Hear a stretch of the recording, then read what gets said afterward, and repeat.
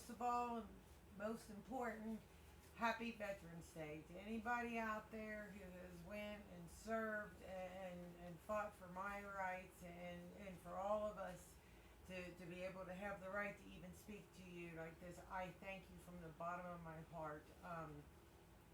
Your service means everything, and it's, there's no words that could really put the appreciation that is heartfelt, coming from me to you. Thank you for this right. Thank you for everything. I can't even imagine all that you gave up, just for people like me. Thank you so much. I'm going to grab the angel. She wants to be out with us again today. She really liked it. I got things on a little more sturdy of a stand, but it looks like already we've got Kitty's going to start with me and trying to give me a rough time. Come on. I couldn't find Scruffy. I'm not even sure where he went to, but thank God for Huggies. I don't know if you've noticed, but I poke a hole in every single diaper. Got 20 years of diaper hole poking. I can literally get up at night, and I do it. I don't even turn on the light. I can take. It's okay, Charlie. It's okay. It's okay. Hold on a minute. She's gonna have to go referee these kitty cats. I see it coming. But I can. At night, we'll get up and I'll take her and she'll go to the party and I'll use it and I get out my diaper. I can poke a hole and I can diaper the monkey and have her back in bed. Never even have to turn on a light. So. To me, that's skill, 20 years of, I don't know, Huggies, we gotta talk. I mean, we really need to talk about some things, and about how simple it would be to make us a better plan, because there's a lot of us animal lovers out there that could really use a tail hold, just being honest. Hey, Joe, you want your cup? What are you after? What are you after? I don't even see your kitty cat. I thought I would go on and continue with some of the pictures. I've never even got to make it past all the pictures that I found looking through for you. I found some, check this out. This is Grace. Grace and Bugs. This is when Bugs first came to live with us. You didn't even really have a cage. There was a little bitty thing. 'Cause you got to have somewhere to stick them. You got to realize, even in these Angel, now I didn't make it that sturdy. Well, it's more sturdy than I gave myself credit for. She's gonna keep it up. Louise, she's on top of it. If you guys suddenly hit the ground, you'll know why. And I hope she didn't just turn it off. Come on, jump down. Leave it to her. So here he is. Actually, this was Grace's cage. Now that I'm thinking about it, he was still in her bird seat. Right here. This is Grace. This is back when she was first. She was actually given to Rosa on her 12th birthday. Rosa's 28 now. So, Grace 16. This is where she had been playing with the duct tape and actually ended up with the duct tape on her beak. She was always into something. You couldn't keep her out of it. About like that little monkey over there. Always up to something. I don't know how good this one will show up, but this is Bugs and Rosa eating pumpkin pie. They were Bugs, well, just like all of them, has always got to have whatever you have. They don't want to be cheated out of anything. And Grace, I tell you, when she was inside here, when I would get her bowl out, whatever I got, she had to have it. Everything I got, Grace had to have some of it. And if I tried to give her bowl without giving her, let's say, a scoop of the mashed potatoes or something, she would know. She knew exactly that I did not dip her that part out, and she would sit and scream until she got it. This is Bugs. Now, I've always liked to keep, and I say that and I don't have one on here, but I've always liked to keep like a sheet on top of my chairs and stuff, because especially my couches, because I've always had animals. I love animals. Always lived on a farm, mud, stuff. They run in and out and come back in. So I would just keep it covered so I could throw it, in the washer. Bugs has always had a problem with me having a sheet on the couch. He will go in one end and out the other. It's just the funnest thing in the world for him to just, he loves it. He loves it. My little Sierra dog used to do the same thing. It's almost like they had this little train thing going on. They just chase each other. They were crazy. Here's Bugs. He always sucked that thumb. When he first come to live with me, he was a thumb sucker. I mean, always had that thumb in his mouth, and he would give it to it, buddy. I mean, he would just suck on that thumb all the time. There he is. He's laying. There's a kitty cat right there. And he's just laying there sleeping, sucking his thumb. Here they are. This is a ball pit. This is Angel at 18 months. She was about a year and a half old here.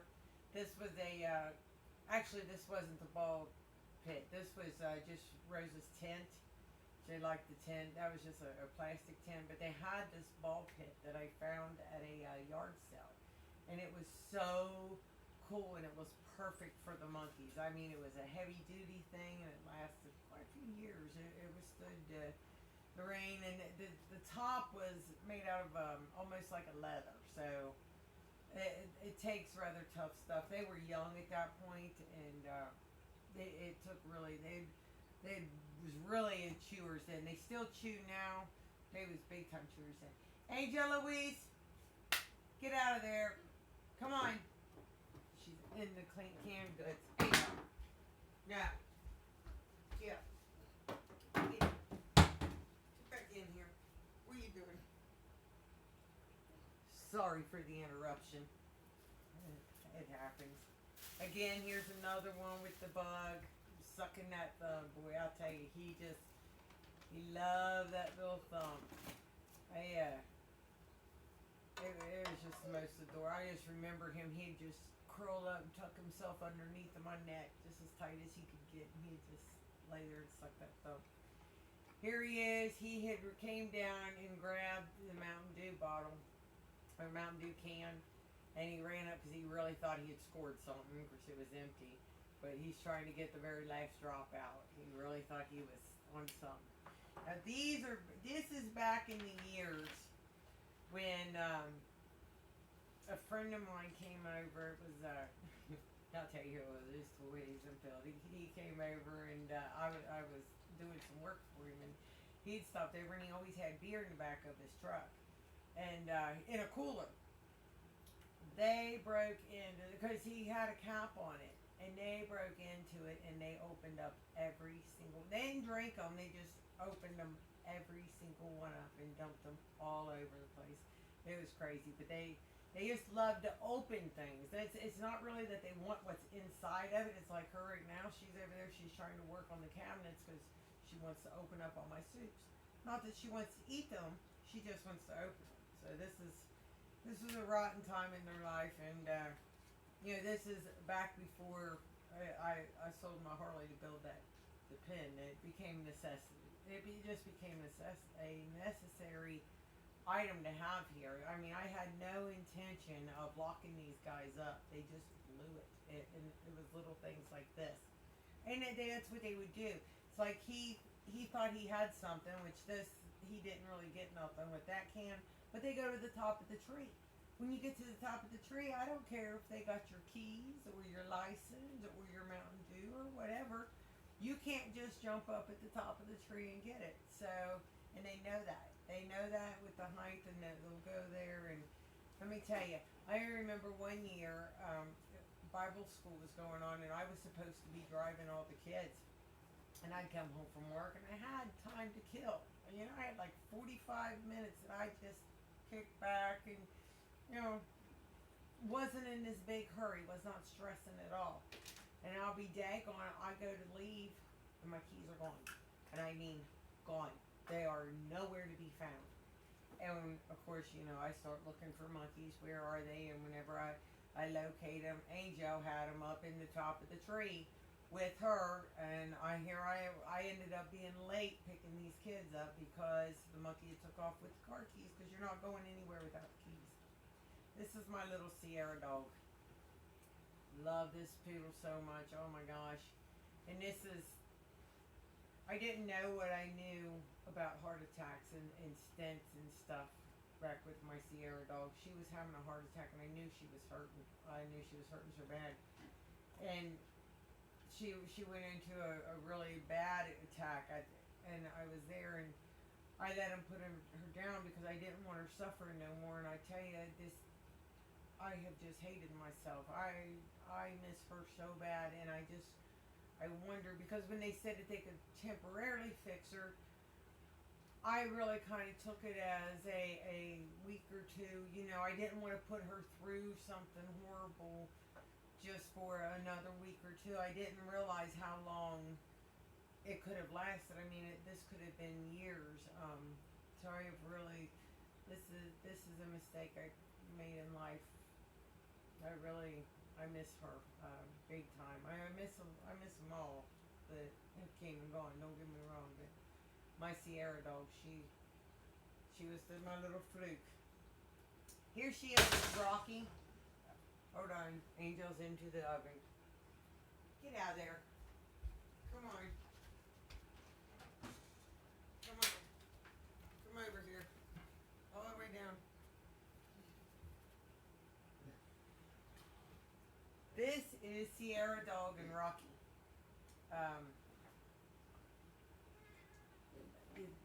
My dad's bird is Rocky. That's who Rocky is. He is such a cool bird. He was our first baby blue and golden macaw. My dad wanted a African gray, so we found these African gray breeders, which seemed to make more sense. You know, we'll get the breeders and we'll have all kinds of African grays, right? Well, we went there to get the breeders, and my mom fell in love with Rocky's parents. It was the blue and golden macaw breeders. So we ended up with a pair of blue and golden macaw breeders and a pair of African gray breeders. Well, the African gray breeder had bunches of eggs. They never had a successful hatch. It seemed as though none of them was ever fertile. The blue and golden macaws, however, they had this system down pat. There was a lot of babies. They just kept coming. As a matter of fact, there's Rocky, there's Grace, and then there's Baby. Now, I think there was a couple of them that they sold, but everybody, you know, once you get attached to something, these babies, you know, you hand feed them, you get their vegetables for them and all their stuff. I don't know. It's really hard to get rid of them. You end up keeping them. So they ended up getting rid of the breeders because to stop the baby flow. And they still have Rocky and Baby, and I still have Grace. Let me see. I'm getting all confused here. I wanted to show you. This is Cherokee and Roscoe. This was in February of 2008. These two were so funny. You would see Cherokee laying in the doghouse, and you'd see Roscoe sitting on top of her all the time. Roscoe would sit and peck through her fur and clean her off. I mean, they were a very unlikely couple, but they hung out together all the time. It was really a cute couple or system or something. We had Daisy Duke the duck one time on the old farm, and the duck and lady, it was this boxer, it was a dog that my mom had. They were such good friends. You would see them out there in the yard playing and stuff. Lady would almost grab the duck, like with her she had them big long legs, and they would roll down the hill together. And the duck would take and it would clean her up and down her fur, you know, she just, you know, up and down. They were such good friends. But whenever Lady would see you walk out there, it was almost like she was embarrassed. She would, you know, look back like, you know, look at this duck, you know, make this thing quit following me or something. We've had a lot of unlikely pairs over the years of, you know, animals that just became good friends because, I don't know really what the reason is. It's like Cherokee always had other dogs out there to play with, and Roscoe, when I rescued him, it was him and 5 hens, or 6. There were 6 hens because there were 7 of them in total. They was in a rabbit cage whenever I rescued him, and They were really, really neat. Just to watch them, you know, the two different species. You know, who would expect this rooster and this dog to get along like they did? But they always did. This is Bug and my Sierra dog again. Like I said, she was just special. There was just nothing like Sierra. This is her. She's sitting there. That was after she had just came home from getting her hair cut and had moved her stuff around and ended up with her bandana over top of her nose. She was always just so funny. Here's when Rocky was over visiting with me again. Rocky used to, he'd go with me all over. Rosa was in the cheerleading and stuff back there, and I would take him to cheerleading practice and stuff with me, and he was always such a good boy. This is Bugs and Grace up in the tree playing. This is Rocky and Grace.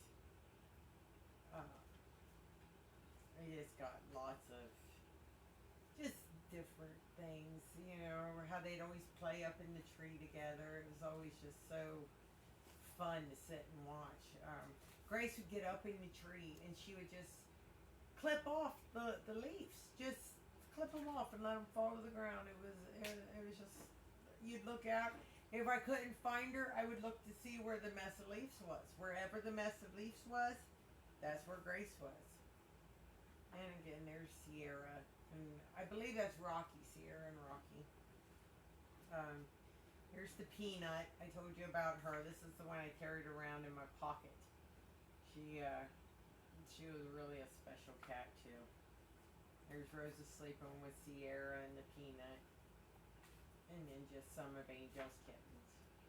But I just wanted to finish up showing y'all some of the pictures that whenever I looked through to find, you know, to tell you about Junior G, I found all of these. And a lot of fun memories and a lot of good times. And I wanted to share them with you because I really enjoyed, you know,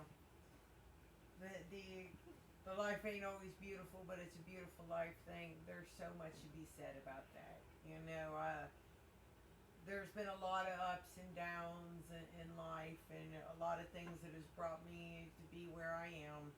But the one thing I'm very thankful for is all the fur babies that has come into my life, because each one of them held a special place and made a special memory and been part of what's good in life. And I'm very grateful for them. I look forward to sharing more with you about them. I got story after story after story to tell you. I will see you tomorrow at 8. Remember, if you shop Amazon, go to Amazon Smile and choose Misfitland as your organization. It does not cost you anything else, but Amazon will donate a portion of your purchase to your selected charity. Also, don't forget our homecoming on July the 8th. The homecoming is going to be here. We're looking forward to releasing the CD. Looking very forward to meeting you and putting a face to. I know I'm behind on the responses. I get to glance at them. I'm behind. One of these days I'll catch up, and if we don't, I will catch up with you at the homecoming. I'm really looking forward to seeing you. Don't forget to click subscribe so that you get your little alerts and stuff and know whenever we're on, and check out our website, misfitland.org. Thank you and have a great night. See you. Happy Veterans Day. Take time and think of it.